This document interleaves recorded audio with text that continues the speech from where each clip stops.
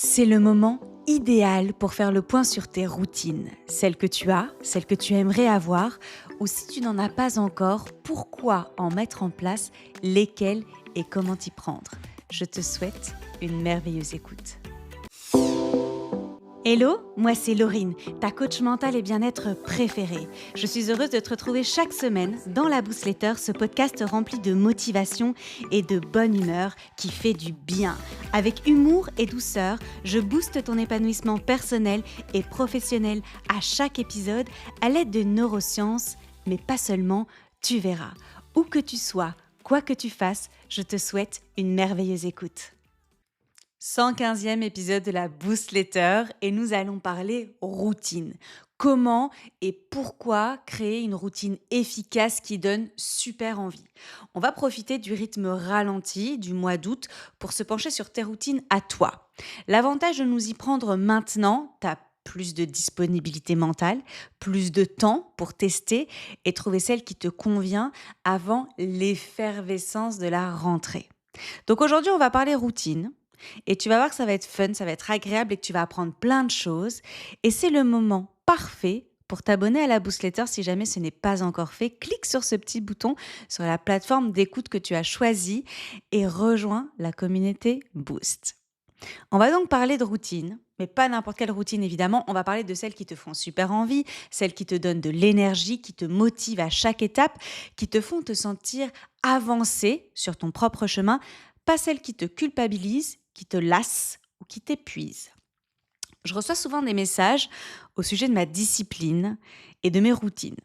Je dois avouer qu'elles rythment mes journées pour mon plus grand plaisir et elles me procurent une vraie paix intérieure et tu vas vite comprendre lorsque je vais t'expliquer ce qui se passe dans ton cerveau avec les bonnes routines, pourquoi ça me procure un équilibre et une sécurité intérieure.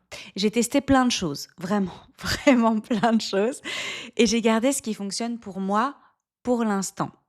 C'est toujours tentant de tester et d'intégrer d'autres éléments quand je vois d'autres activités ou d'autres approches self-care, mais attention à la surcharge. Et je vais évidemment t'en parler dans cette nouvelle Boostletter. Mais tout d'abord, de quoi on parle? On a toutes entendu parler de l'importance de la routine, mais qu'est-ce qu'une bonne routine, entre guillemets? Une bonne routine, c'est celle qui va s'intégrer naturellement dans ta vie. C'est celle qui te soutient et qui t'aide à avancer vers tes objectifs tout en respectant ton rythme à toi. Une routine efficace, elle va s'aligner à tes priorités du moment. Donc en fait, une routine, qu'est-ce que c'est? Ce sont des habitudes que tu vas faire dans un certain ordre à un certain moment. Et l'idée, c'est qu'elle puisse soutenir tes objectifs actuels. Inutile de suivre les dernières tendances ou d'appliquer celles des autres. Ce qui compte avant tout, c'est que ta routine te fasse du bien à toi. Qu'est-ce qui se passe dans ton cerveau lorsque tu pratiques des routines? Ton cerveau adore les habitudes. Il adore ça. Pourquoi? Parce que les habitudes, elles économisent de l'énergie. Et pour rappel, ton cerveau, il a pour mission de te garder en vie, notamment en économisant de l'énergie. Donc quand tu répètes une action régulièrement, ton cerveau crée des chemins neuronaux, un peu comme des sentiers dans une forêt. Au début, c'est difficile de suivre ce chemin, mais avec le temps, c'est de plus en plus facile. C'est ce qui explique qu'une nouvelle habitude soit si difficile à mettre en place et qu'au bout de quelques semaines, tu ne réfléchisses même plus à faire l'action en elle-même, elle devient naturelle et sans effort. J'ai choisi un exemple concret pour illustrer comment le cerveau crée des habitudes. On va prendre l'exemple de la méditation matinale. Je ne suis pas concernée, je le dis tout de suite, je ne médite pas le matin. Au début, quand tu décides de méditer 5 minutes chaque matin, juste après ton réveil, c'est difficile. Les premiers jours, c'est vraiment difficile. Tu dois te rappeler consciemment et volontairement de le faire. Tu vas chercher l'application sur ton téléphone. Si tu fais une méditation guidée, tu te demandes si tu as le temps. Tu te sens un peu maladroite dans ta pratique. Tu n'es pas super à l'aise. Ça te demande un effort. D'où l'importance de se reconnecter à pourquoi je le fais. Après une semaine, tu commences à y penser naturellement en te réveillant. Mais tu dois encore faire un effort pour t'y mettre. Après 3-4 semaines, tu te réveilles presque automatiquement, tu t'assois pour méditer. C'est devenu aussi naturel que de te brosser les dents. Au bout de 3 mois, tu médites au réveil même si tu es fatigué, même le week-end, même si tu es en vacances, cette nouvelle habitude, grâce à la répétition, à la patience et à la persévérance, est dorénavant ancrée dans ton quotidien. Donc on a vu qu'au début, le sentier neuronal, si on peut appeler ça comme ça, est peu marqué et difficile à suivre, mais qu'à force de répétition, ton chemin devient plus clair, plus facile à emprunter, jusqu'à ce que tu n'aies presque plus besoin d'y penser consciemment. C'est la mécanique des habitudes. Du coup, c'est logique de se demander dans ce contexte-là pourquoi les routines sont sécurisantes. Les routines, elles créent en toi un sentiment de stabilité et de contrôle. Elles te permettent de te sentir plus en sécurité, moins anxieuse et je vais t'expliquer comment.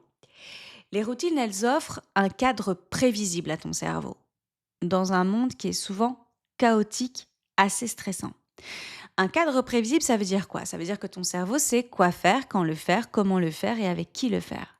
Cette prévisibilité, elle permet à ton cerveau de se sentir en sécurité parce qu'il peut anticiper ce qui va se passer. Quand tu sais à quoi t'attendre, ton système nerveux est beaucoup moins en alerte et ton niveau d'anxiété et de stress diminue naturellement. À chaque fois que tu crées un cadre prévisible pour ton cerveau, en réalité, tu apaises ton stress ou ton anxiété. En plus, on l'a vu tout à l'heure, le cerveau, il aime économiser de l'énergie. Lorsque certaines actions deviennent automatiques grâce aux routines, donc après une certaine répétition et une régularité, on est bien d'accord, tu vas libérer une capacité cognitive qui est précieuse. Comme tu n'es pas en train de réfléchir à quoi faire, comment faire, prendre des décisions, etc., l'économie que tu fais au niveau de cette énergie, elle va te permettre de te concentrer sur des tâches plus complexes, plus créatives, et on va réduire radicalement ta fatigue décisionnelle. Pour rappel, la capacité décisionnelle quotidienne, elle est limitée. Et donc, en fait, quand tu prends plein de micro-décisions qui n'ont pas d'impact majeur dans ton quotidien, en fait, tu favorises ta fatigue décisionnelle. On peut aussi parler du fait que les routines peuvent te servir d'encre émotionnelle, particulièrement en période de stress ou de changement. Même quand tout semble instable autour de toi, le simple fait de maintenir certaines habitudes familières, comme une routine le matin ou le soir, ça te procure un sentiment de continuité et de normalité. Et là encore, on apaise le système nerveux. Enfin, j'ai envie de te parler de tes valeurs et de tes priorités, parce que souvent tes routines, elles reflètent tes valeurs et tes priorités du moment. Lorsque tu agis régulièrement, en cohérence avec ce qui compte pour toi, tu renforces ton sentiment d'identité et d'intégrité personnelle. Donc en fait, ta sécurité intérieure, elle est complètement renforcée par tes routines.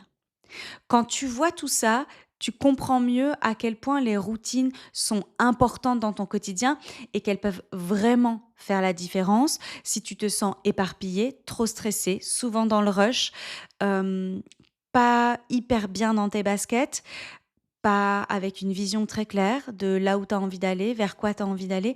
Les routines, c'est excellent, absolument excellent. Et je suis sûre que j'oublie encore plein de trucs, mais c'est vraiment quelque chose qui peut changer la donne dans ton quotidien en termes de sécurité, de paix intérieure et d'atteinte de tes objectifs. Justement, on en parle de l'atteinte des objectifs. Comment les routines peuvent t'aider à atteindre tes objectifs du moment? Les routines, ça tu l'as compris maintenant, elles vont fournir une structure. Et c'est cette structure-là, de journée, qui va t'aider à progresser vers tes objectifs. Ça devient une progression visible, puisque tu es en train de pratiquer tes routines. Et là, c'est extraordinaire parce que ton sentiment d'efficacité personnelle, de contrôle sur ta vie prend une dimension tout à fait singulière. Donc, tous les sentiments d'impuissance qui alimentent l'anxiété notamment et le stress diminuent radicalement, significativement, grâce à cette progression visible. Donc, quand tu maintiens tes routines, tu deviens cette femme qui accomplit, cette femme qui réussit et tu déclenches un cercle vertueux d'estime de soi. Le sentiment d'accomplissement que tu as lorsque tu maintiens tes routines, il est extrêmement puissant et il va rayonner sur tous tes projets en cours. Ne le sous-estime pas. Tu vas voir qu'en réalité, lorsque tu as des routines qui sont efficaces et qui te donnent envie, c'est extrêmement important, il ne faut pas que ce soit lourd, en réalité, ça va impacter tous tes domaines de vie et toute ta journée. Et c'est le moment idéal pour te mettre en garde sur les dérives. Les dérives des routines. Ça peut paraître fou, mais oui, il y a des dérives. L'équilibre est essentiel. Une routine qui est trop rigide, elle va être contraignante, elle va être source de stress et on va pas du tout favoriser la sécurité, bien au contraire. Donc là, clairement, il y a un gros souci. Pareil, si ta routine, elle est, j'allais dire chiante, si ta routine, elle est relou, qu'elle te fait pas envie, etc., il faut changer. Ça fonctionne pas du tout. Et je le rappelle, les routines, elles sont personnelles et en adéquation avec nos spécificités, nos besoins, nos limites, nos objectifs. Donc les routines de la voisine, c'est pas tes routines à toi. Tu peux t'inspirer, tu peux essayer, tester, mais clairement, crée ta propre routine. Une routine qui est trop rigide, en fait, ça devient une prison. Et franchement, je l'ai vécu. Et t'as pas signé pour ça lorsque tu t'engages dans une démarche de bien-être. On est bien d'accord qu'on est là justement pour que ce soit un moteur. Il y a aussi, je trouve, énormément de pression autour des routines parfaites, surtout avec les réseaux sociaux. On voit des super femmes qui ont tout maîtrisé, le travail, la famille, le self-care, ce petit côté superwoman qui peut donner l'illusion que tu dois être parfaite dans tout. Attention au piège, attention au syndrome de la superwoman, attention. C'est intéressant aussi d'analyser ces routines avec toutes les fausses croyances qu'il y a autour. L'art de discerner les fausses croyances. J'ai entendu de ces trucs, je vais les partager avec toi. Du style, je dois me lever à 5 heures du matin pour être productive et bien commencer la journée. Ou alors, si je ne fais pas ma routine de sport tous les jours, c'est pas bon pour ma santé. Ou bien encore, une routine doit être stricte pour fonctionner, sinon c'est la porte ouverte à la procrastination. Pas tout à fait juste. Il y a certaines de ces croyances qui sont vraiment très très ancrées et peut-être que toi-même tu y adhères, mais elles sont fausses. Une routine n'a pas besoin d'être extrême pour être efficace. Elle doit être flexible, adaptable et surtout, elle doit tenir compte de tes besoins et de ton énergie. Une routine, elle est faite pour être adaptée, pour être modifiée, pour être ajustée en cours de route. Et la phase de test est essentielle. Quand on parle de routine, il y a un piège dans lequel il est très facile de tomber. C'est en anglais, ça s'appelle l'overachievement. Je vais t'expliquer ce que c'est en français, j'ai pas trouvé d'équivalent. C'est cette tentation d'ajouter encore et encore des tâches pour être plus productive ou pour faire mieux, pour avoir vraiment une routine absolument géniale. Ok. Donc clairement, ça existe aussi dans le self-care. C'est comment te dire? Il existe des millions de routines self-care possibles, clairement, mais vraiment, des combinaisons à l'infini. Et si on commence à vouloir trop bien faire, on va s'épuiser, littéralement, physiquement, émotionnellement, mentalement. Ça paraît fou, mais c'est vrai. Dans le cas où tu veux ajouter, avoir des routines de plus en plus sophistiquées, de plus en plus, comment je pourrais dire, lourdes, etc., en fait, on n'est plus du tout dans quelque chose de sain. Le self-care devient alors une source de performance et on s'éloigne complètement de l'intention de départ. Je trouve que ce sujet-là est passionnant au niveau des dérives du self-care parce que j'en ai parlé au tout début de cette newsletter. C'est toujours très tentant de vouloir tester des nouvelles choses où tu dis tiens, ça pourrait être chouette pour moi, etc. Attention. Attention, et si ça vous... dites-moi en commentaire si ça vous dit que j'en fasse une newsletter spéciale, plus longue, justement sur toutes ces dérives du self-care parce qu'on peut s'y perdre et en fait on peut, à vouloir trop bien faire, devenir malheureuse. Parce que au final, qu'est-ce qui se passe? On va se surcharger, on devient épuisé, le stress monte en flèche et ta routine, elle devient une source de pression plutôt qu'une source de bien-être. Donc on n'est pas du tout dans le bon là. Dites-moi un peu en commentaire si ça vous intéresse et évidemment j'en parlerai. Il y a aussi l'effet négatif d'une routine trop rigide. Quand tu t'obliges à suivre des règles strictes, tu t'es engagé à faire X, Y, Z et tu veux faire X, Y, Z, il n'y a pas de place pour l'imprévu dans ces cas-là. Or, la vie, elle est constituée d'opportunités et d'imprévus. Du coup, si c'est trop rigide, ça finit par être contre-productif. Si tu as peur de sortir de ta zone de confort, donc de ne pas faire ton X, Y, Z, que tu as l'impression que tout tombe à l'eau si tu rates un seul des éléments, ok, c'est pas de ta faute.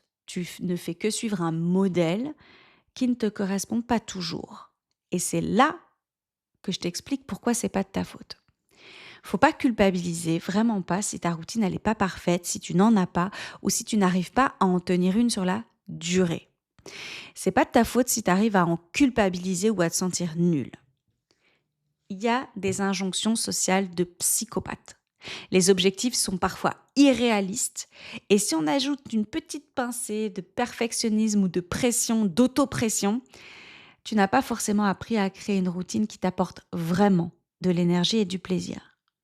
Du coup, c'est normal de ne pas réussir à la maintenir sur du long terme parce que si elle est construite sur des pressions externes, des tendances à la mode ou des règles trop strictes, trop de thé, ça part en cacahuète. C'est normal. Donc le secret, c'est quoi? C'est de te donner de la souplesse et de l'espace pour adapter tes routines à ta vie à toi. Et de la souplesse, ça ne veut pas dire de la procrastination, en fait. Pas du tout. Quelles sont mes recommandations de coach? Il y en a 5 que j'ai sélectionnées pour toi. La première, commence petit, mais commence. Ne cherche pas le moment parfait, ne te dis pas que tu vas commencer plus tard ou je ne sais pas trop quelle illusion mentale tu arrives à créer. On se raconte toutes des histoires. Non, commence maintenant, mais tout petit. La clé d'une routine qui fonctionne, c'est de commencer par de petites habitudes. Encore une fois, on ne révolutionne rien en une fois. Même 5 ou 10 minutes de bien-être le matin ou le soir, ou les deux si tu as envie, ça fait toute la différence. Le cerveau, il aime les petits succès. Alors commence par quelque chose de simple et de réalisable. Ok ? Ensuite, fais évoluer ta routine selon tes besoins. Une routine, c'est un peu comme un vêtement. Il faut l'ajuster à ta taille et à ton humeur du jour. Si tu te sens épuisé, accorde-toi plus de temps de repos. Si tu es pleine d'énergie, c'est le moment de relever des défis. L'important, c'est que ta routine ne te freine pas, mais t'aide à avancer. Ne la supprime pas. Je le répète, ne la supprime pas. Je le répète, ne la supprime pas, adapte-la. Et je te partage juste après ma routine du matin et comment je l'adapte. Tu vas voir. Numéro 3, apprends à écouter ton corps. Certaines journées, ton corps aura besoin de repos et d'autres, il sera prêt à attaquer. Accepte les variations sans culpabilité. C'est une forme de flexibilité qui t'empêchera de sombrer dans la frustration ou la déception. Et j'en sais quelque chose. Tu es humaine, tu n'es pas un robot, ok? Ton énergie, encore une fois, n'est pas linéaire. Ni ta productivité d'ailleurs. 4e recommandation, donne-toi du temps pour l'imprévu. Prévois des créneaux pour l'inattendu. Un imprévu, ça arrive à tout le monde. Si tu te sens stressé par ce qui échappe à ta routine, essaye de revoir tes priorités et de faire de la place pour ces moments-là. Tout ce qui est beaucoup trop serré dans ton planning, tout ce qui est beaucoup trop rigide, crée en réalité du stress et de l'anxiété. 5e recommandation, récompense-toi. La motivation découle souvent des récompenses. Chaque fois que tu réussis à tenir une partie de ta routine, même de façon imparfaite, félicite-toi. Tu construis ta motivation en associant des émotions positives à tes actions. Donc c'est pas grave si tu fais pas toute ta routine, mais fais une partie. Justement, je vais te partager une de mes routines du matin. Ma routine du matin, elle me convient parfaitement. Tu peux t'en inspirer, bien sûr, pour tester sur toi et voir ce que ça donne. Mais encore une fois, on n'est pas là pour se copier les unes les autres. On est là pour s'inspirer et trouver quelque chose qui fonctionne sur soi. Alors c'est parti et je sais que je risque d'avoir des remarques. Le matin, dès que je me réveille, j'active le Wi-Fi de mon téléphone. Et oui. Et je dis bonjour à mes proches. C'est la première chose que je fais. Je sais, les écrans au réveil, blablabla. Bla, bla, bla. Ok, alors d'abord je fais ce que je veux et ensuite je fais ce qui me fait du bien.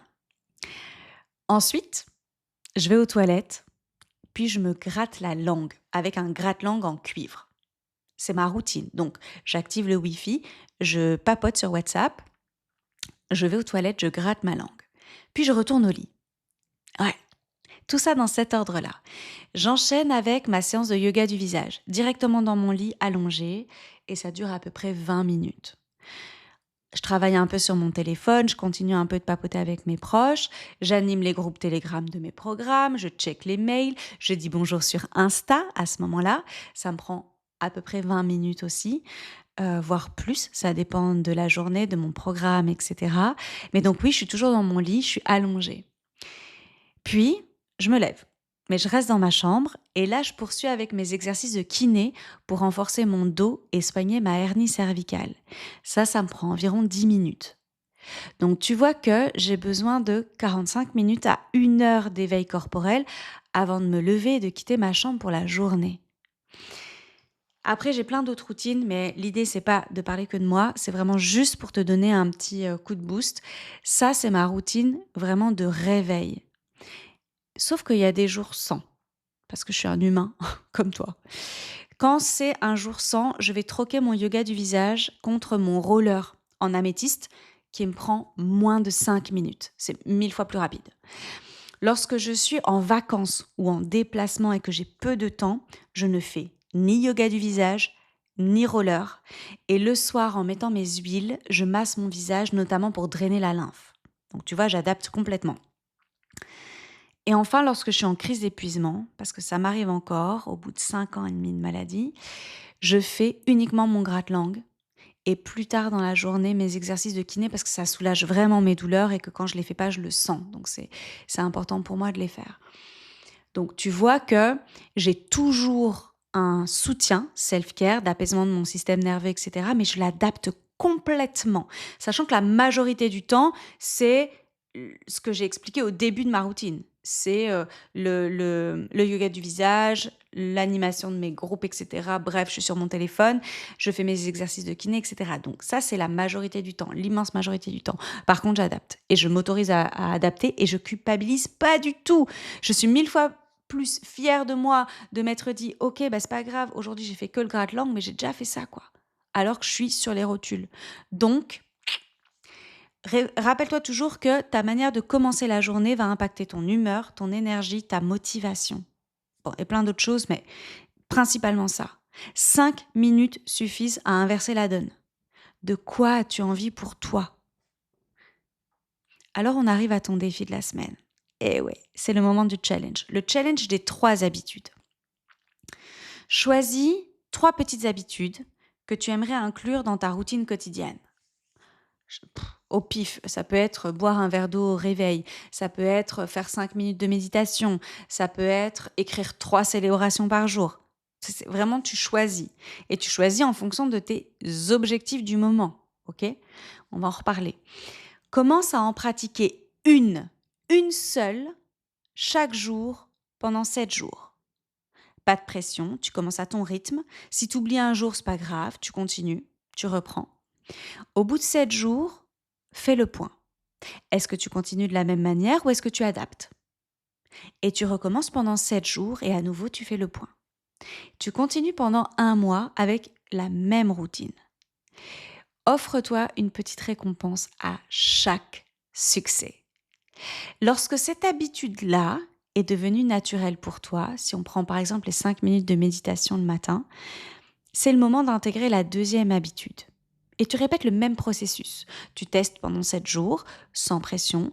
Tu vois si tu conserves, si tu adaptes, etc. Et tu fais ça pendant 1 mois. Ne te surcharge pas. C'est le meilleur moyen de tout laisser tomber, d'abandonner et d'abîmer l'estime que tu as de toi. Choisis ta routine en fonction de tes objectifs. Il faut que ça ait du sens pour toi. Est-ce que tu souhaites moins travailler? Est-ce que tu souhaites plus lire? Est-ce que tu souhaites moins de temps d'écran? Est-ce que tu souhaites prendre plus de pauses pendant la journée? Est-ce que tu souhaites améliorer ton sommeil? Est-ce que tu souhaites prendre ou perdre du poids? Est-ce que tu souhaites vaincre la procrastination? Est-ce que tu souhaites ressentir plus d'énergie, augmenter ton chiffre d'affaires, arrêter de fumer, bouger plus ou faire plus de sport? Crée ta routine en fonction de tes objectifs. Et on est d'accord que tout ce que je viens d'énumérer, c'est pas du tout des objectifs, ce sont des envies et il faut ensuite les structurer en objectifs. On est bien d'accord?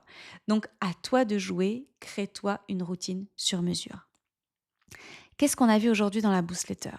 On a vu que créer une routine efficace commence par de petites habitudes et une écoute de soi.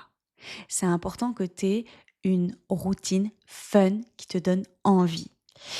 Ne te laisse pas piéger par les fausses croyances ou les injonctions des réseaux sociaux. La flexibilité et l'adaptation sont la clé pour que ta routine soit agréable et durable. Les récompenses et la gratitude renforceront ta motivation à long terme. Use et abuse des célébrations. Et voilà, j'ai fini de te parler des routines, j'espère que ça t'a donné envie. Mets-moi un petit peu en commentaire si tu as des routines, si tu as envie d'en avoir. C'est le moment d'en créer sur mesure. Si cette newsletter t'a aidé, partage-la à tes copines. Ensemble, construisons un monde plus doux pour chacune d'entre nous. Prends soin de toi, puis prends soin des autres. Je te laisse sur un sourire et te dis à très vite. Bisous Boost! Incroyable, l'épisode est déjà terminé. J'espère qu'il t'a été aussi utile qu'il a été agréable pour moi de l'enregistrer. Est-ce que tu es prête à relever le challenge du jour pour booster ton bien-être? Si l'épisode t'a plu, partage-le à tout ton monde. Tu n'imagines pas à quel point il peut être utile pour une de tes proches. Avant de se quitter, très important, vérifie que tu es bien abonné à la newsletter. Et si l'épisode t'a plu, donne de la force à ce podcast et mets-moi une jolie note pour soutenir mon travail. Ça compte énormément pour moi et pour l'algorithme. Toute mon actualité se retrouve sur mon site internet coachinglaurine.com. Je te souhaite une merveilleuse journée ou une belle nuit, où que tu sois. Prends soin de toi, puis prends soin des autres. Bisous Boost!